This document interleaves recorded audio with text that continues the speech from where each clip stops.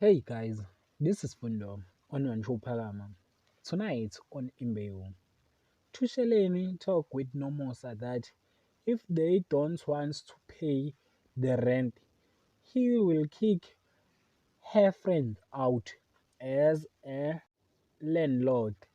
And it seems like Nomosa is worried about their friend's life without job.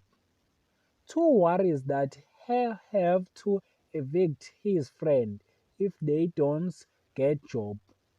He is relieved when he gets a call from the business consultant who telling him that they have a potential buyer.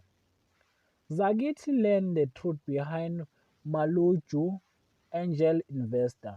It is none other than San Maharaj and is become disappointed when he sees that the angel investor is Maharaji.